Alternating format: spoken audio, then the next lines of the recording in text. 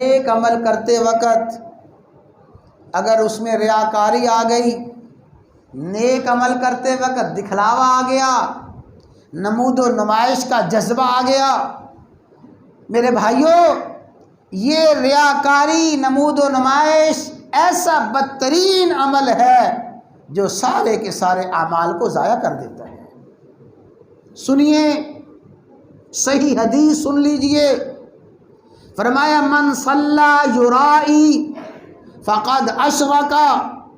ومن صام یرائی فقد اشرک ومن تصدق یرائی فقد اشرک۔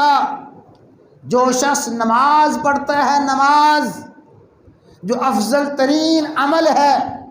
فرمایا نماز پڑھتا ہے، یرائی دکھلاوے کی نماز پڑھتا ہے، فقد اشرکا یہ نماز نہیں پڑھ رہا، شرک کر رہا ہے۔ حالانکہ بظاہر اس نے طہارت حاصل کی، اپنے وجود کو، کپڑوں کو پاک کیا، جگہ کو پاک کیا، اللہ اکبر کہہ کے کھڑا ہوا، ساری کی ساری قرات کی اور سب کا سب پڑھا، رکوع سجدہ کیا، لیکن یرائی اس میں دکھلاوا تھا، ریاکاری تھی۔ اللہ تعالیٰ فرماتے ہیں یہ نماز نہیں ہے، شرک ہے، یہ نماز نہیں ہے، یہ اپنے عمل کو ضائع اور برباد کر رہا ہے۔ ومن صام یرائی جو شخص روزہ رکھتا ہے، دکھلاوے کا روزہ،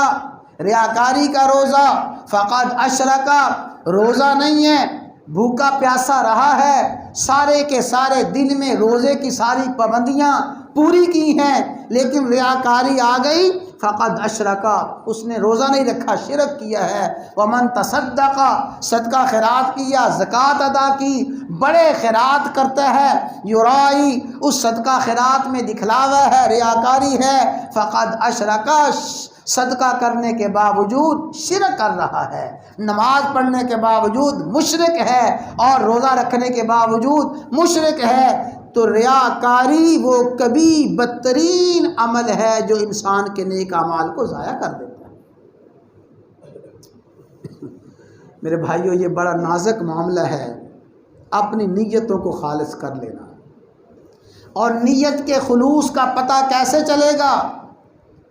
میری نیت میں کتنا اخلاص ہے کب پتہ چلے گا؟ میرے بھائیوں توجہ کے ساتھ سن لیں، خلوص نیت اور اپنے آپ کا جائزہ لیتے رہیں، ٹٹولتے رہیں۔ کیسے؟ اگر میری خلوت کی نیکیاں اور میری خلوت کے اعمال جلوت کے اعمال سے بڑھ کے ہیں، میری خلوت کی نیکیاں بڑھ کے ہیں، دعا ہے، نماز ہے، ذکر اذکار ہے، صدقہ خیرات ہے، جب خلوت کا معاملہ آئے اس سے بڑھ کے، جلوت سے بڑھ کے خلوت میں کروں، تو پھر سمجھ لیں کہ میرے جلوت کے اعمال میں بھی الحمدللہ خلوص ہے۔ اگر جلوت میں بڑی سرعت ہے، بڑی تیزی ہے، اور جلوت میں بڑا ذوق اور شوق ولولہ ہے،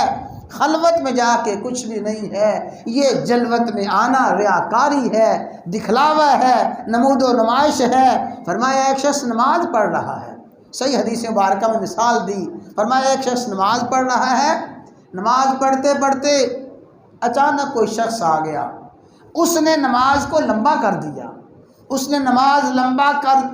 کو لمبا کیا، اس شخص کے آنے کی وجہ سے فرمایا اس نے اللہ تعالیٰ کے ساتھ شرک کر دیا ہے، اس لیے کہ اس کے اعمال خیر میں ریاکاری آ گئی ہے۔ اور مشہور حدیث، طویل حدیث ہے، اللہ تعالیٰ سب سے پہلے جن لوگوں کو جہنم میں پھینکیں گے ان میں فرمایا وہ لوگ ہوں گے، 3 قسم کے لوگ، ایک وہ سخی جس نے ساری زندگی سخاوت کی، بڑا خرچ کیا، ایک وہ شہید جس نے اپنی جان تک اللہ کے راستے میں قربان کر دی، اور ایک وہ عالم جس نے ساری زندگی تعلیم و تعلم میں، سیکھنے سکھانے میں گزاری۔ اللہ تعالیٰ فرمائیں گے تم نے یہ سب کچھ کیا،